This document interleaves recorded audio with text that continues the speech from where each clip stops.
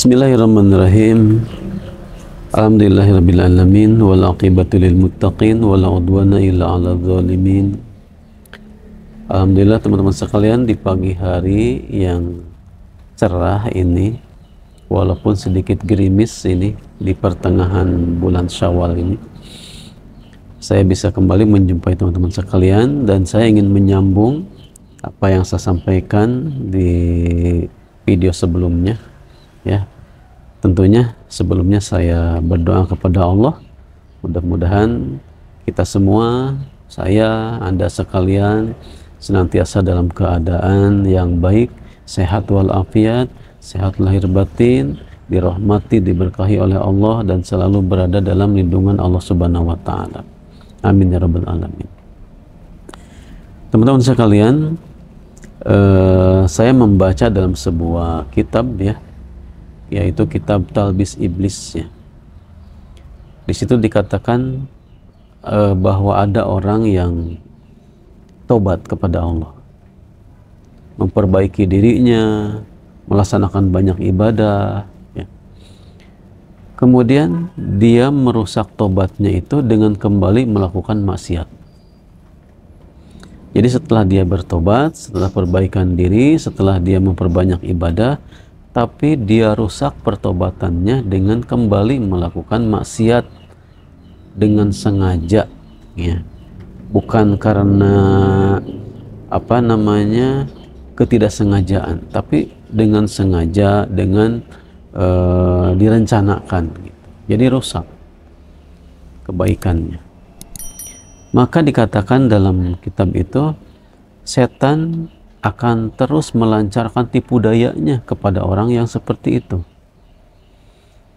Karena setan melihat bahwa orang seperti itu memiliki tekad yang lemah. Jadi setelah berusaha bertobat, setelah berusaha perbaikan diri, tapi tergoda oleh hal sepele sampai dia kembali berbuat dosa dan maksiat, meninggalkan pertobatannya. Maka setan sangat bersemangat terus melancarkan godaannya, tipu dayanya, karena setan melihat orang ini tekadnya lemah, mudah terombang-ambing, mudah tergoda oleh dunia.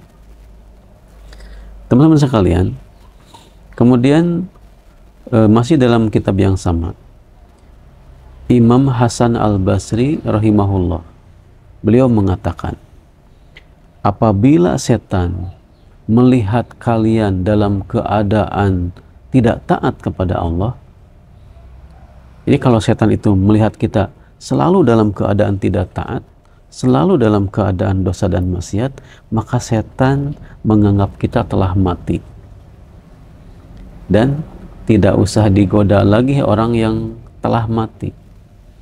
Jadi orang yang selalu bergelimang dalam dosa dan maksiat dianggap oleh setan itu dia telah mati, sehingga tanpa digoda pun ya udah, dia sudah mati hatinya.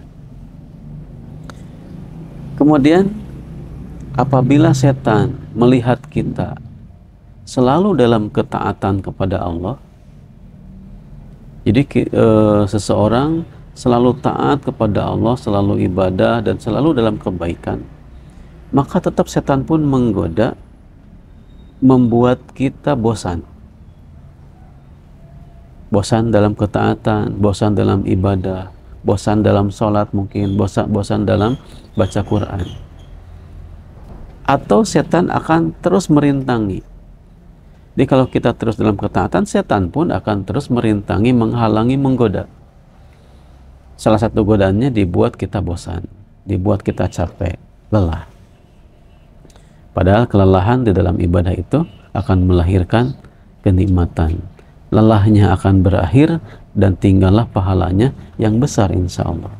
Dan dalam kemaksiatan pun sebetulnya sama, lelah, capek, ya, dan akan berakhir dengan dosanya yang besar. Itu teman-teman sekalian yang kedua.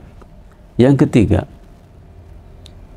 kalau setan melihat kita dalam satu kesempatan kita berbuat baik, dalam satu kesempatan kita taat kepada Allah, tapi di waktu yang lain kita bermaksiat kepada Allah, Maka kata beliau, kata Imam Hasan Al-Basri rahimahullah, setan akan sangat bersemangat menggoda orang seperti ini.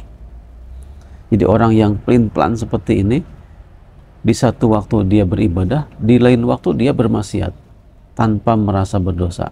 Setan akan sangat bersemangat menggoda seperti ini. Teman-teman sekalian, maka dalam Quran dikatakan supaya kita selalu berlindung kepada Allah Subhanahu wa taala. A'udzubillahi minasyaitonirrajim. Wa imma yanzaghannaka minasyaitoni nazghun fasta'idz billahi innahu sami'un alim. Dan apabila setan datang kepada kamu dengan godaannya, apabila setan menggoda kalian, fasta'idz billah, berlindunglah kepada Allah. Jadi ketika kita merasakan datangnya godaan setan, bisikan setan, berlindunglah kepada Allah dengan membaca ta'awud, fasta'idz, a'udzu billahi minasyaitonir rajim. Aku berlindung kepada Allah ya dari godaan setan yang terkutuk.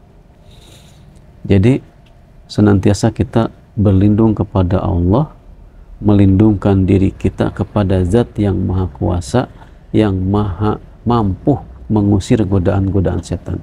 Jadi bukan kita sendiri yang mengusirnya, tapi kita memohon kepada Allah supaya Allah berkenan mengusir gangguan-gangguan tipu daya setan dari diri kita.